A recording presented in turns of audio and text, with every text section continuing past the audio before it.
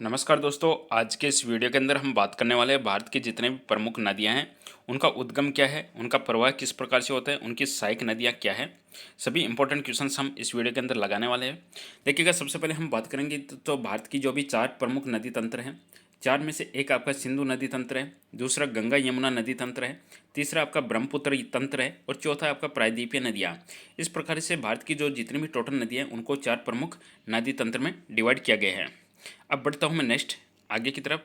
आगे देखिएगा, आगे अगर हम बात करें, सबसे पहले हम बात करेंगे मानसरोवर झील से किस किस नदी का उद्गम होता है। तो मानसरोवर झील से आप देखोगे, ये आपका मानसरोवर झील कहाँ पे स्थित है, तिब्बत के अंदर स्थित है। यहाँ से सिंधु नदी का उद्गम है, सतलज नदी का उद्गम है और ब्रह्मपुत्र नदी का उद्गम है। ये आप देख सकते हो, दो नदियाँ और इनके डायरेक्शन भी आप देख सकते हो। सिंधु नदी इस तरीके से इस डायरेक्शन में इसका फ्लो होता है, सतलज नदी का इस डायरेक्शन में फ्लो होता है और ब्रह्मपुत्र नदी का इस डायरेक्शन में फ्लो होता है। यहाँ पे आपको साथ में टोटल लेंथ यहाँ पे दी गई है। सिंधु नदी की टोटल लंबाई है 2880 किलोमीटर, ब्रह्मपुत्र नदी की भी लगभग इतनी लंबाई है 2880 किलोमीटर, सतलज नदी की लंबाई है 1440 किलोमीटर। अब देखिएगा, जो ब्रह्मपुत्र नदी है इसको तिब्बत के अंदर सांगपो नदी के नाम से जाना जाता है। अब हम बात करेंगे आगे, एक ही पठारी क्षेत्र से उपमहाद्वीप की 3 सबसे विशाल नदियों का उद्गम होता है जो विपरीत दिशाओं में बहती है। अब आगे हम बात करेंगे दूसरे स्लाइड की तरफ बढ़ते हैं। अब हम बात करेंगे सिंधु नदी के बारे में बात करने वाले हैं सबसे पहले।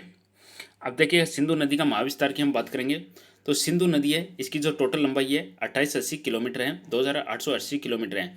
इसका उद्गम स्थल की बात करेंगे तो मानसरोवर झील है और ये कहाँ पे स्थित है, तिब्बत के पास में स्थित है। अब हम बात करेंगे इसकी सहायक नदियों की बात करेंगे तो सिंधु नदी की जो सहायक नदियाँ हैं उनके नाम है सतलज, व्यास, झेलम, चिनाब, रावी, सिंगार, गिलगित एंड श्योक।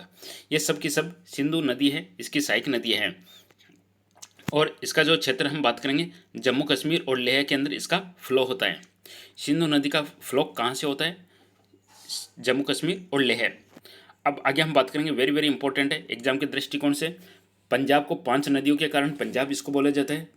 अब इसमें पंजाब के बारे में हम बात कर लेते हैं। सबसे पहले पंजाब की पंचनद की एक तुलनात्मक विश्लेषण हम देखने वाले हैं। देखिए, पंजाब से होने वाली जो नदियाँ हैं यहाँ पे सतलज, चिनाब, रावी, झेलम, व्यास, इन सब की लंबाई यहाँ पे दी गई है। आपकी सबकी लंबाई दे रखी है अलग अलग। अब सतलज की उद्गम स्थल की बात करेंगे। सतलज का जो उद्गम स्थल है वह है मानसरोवर के निकट राकेश ताल है। सतलज नदी का उद्गम है मानसरोवर के निकट राकेश ताल है। और सतलज नदी की जो प्रमुख सहायक नदियाँ हैं उनका नाम है व्यास, स्पीति, बसपा। ये कहाँ पे है, हिमाचल प्रदेश एंड पंजाब में। अब चिनाब नदी की बात करेंगे, इसकी लंबाई 1180 किलोमीटर है। इसका जो उद्गम है वह बारालाचा दर्रे के पास में है और इसकी जो सहायक नदी है उसका नाम है चंद्रभागा, जो जम्मू कश्मीर में है।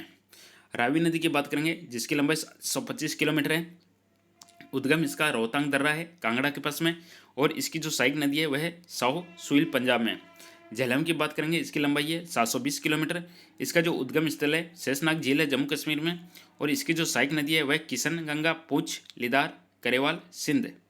व्यास नदी की बात करेंगे, 470 किलोमीटर इसकी लंबाई है। उद्गम स्थल इसका रोहतांग दर्रा है। इसकी सहायक नदियाँ तीर्थन, पार्वती, हुड्ला। अब देखिएगा, रावी और व्यास है, दोनों का जो उद्गम स्थल है वह रोहतांग दर्रा है।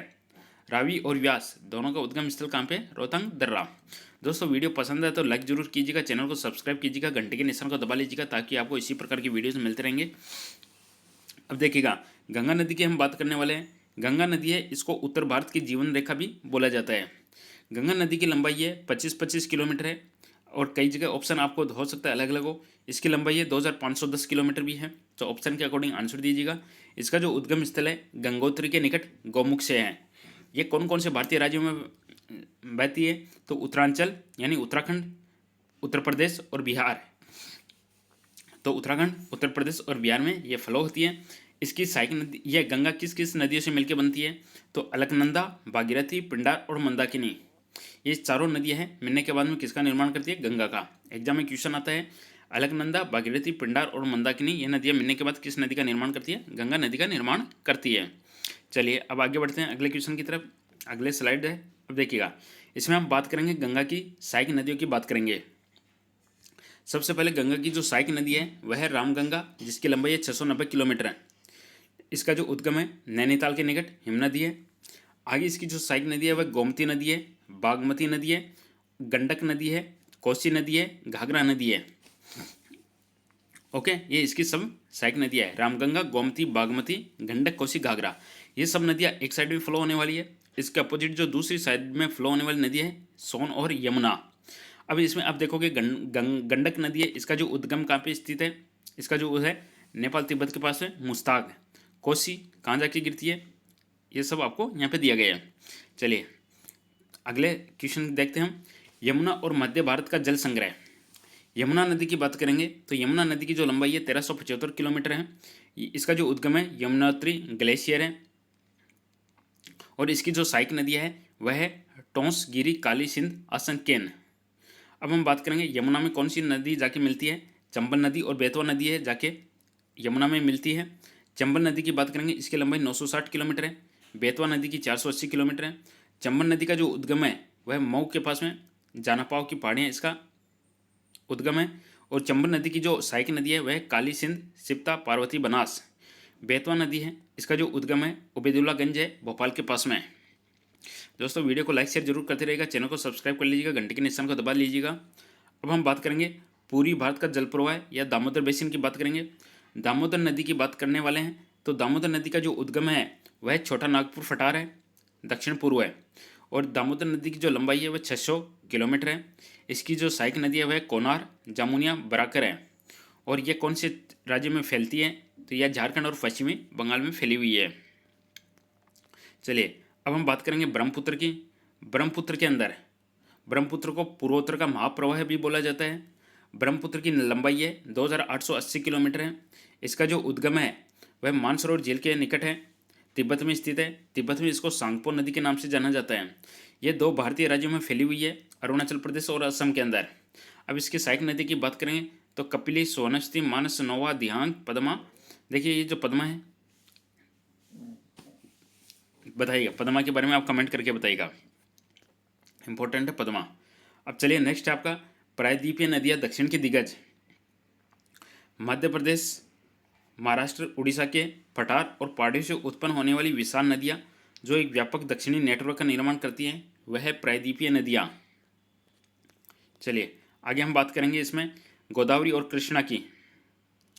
प्रायद्वीप की सबसे बड़ी नदियाँ हैं गोदावरी और कृष्णा। गोदावरी नदी की बात करेंगे, इसकी लंबाई 1450 किलोमीटर है। इसका उद्गम स्थल है नासिक की पहाड़ियों से है।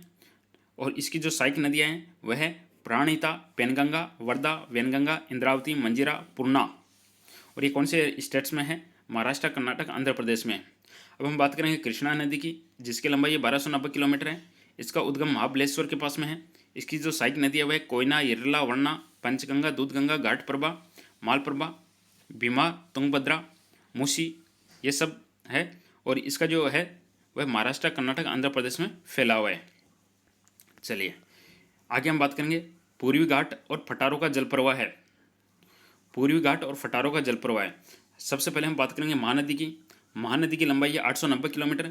इसका जो उद्गम है वह है रायपुर के पास में, सियावा, रायपुर। और इसकी जो सहायक नदी है वह है शिवनाथ, हसदेव, उंग, इब, ब्रह्मणी, वैतरणी। इसका जो फैलाव है एमपी, छत्तीसगढ़, उड़ीसा में है। उसके बाद हम कावेरी नदी की बात करेंगे, जिसकी लंबाई 760 किलोमीटर है। इसका जो उद्गम है वह केरकारा के निकट ब्रह्मगिरी की पहाड़ियाँ हैं। इसकी जो सहायक नदियाँ हैं वह है हेमावती, लोकपावना, शिमला, भवानी, अमरावती, श्रवणवती। ये सब फैलाव इसका है कर्नाटक, तमिलनाडु में। श्रवण रेखा है, इसकी लंबाई 480 किलोमीटर है।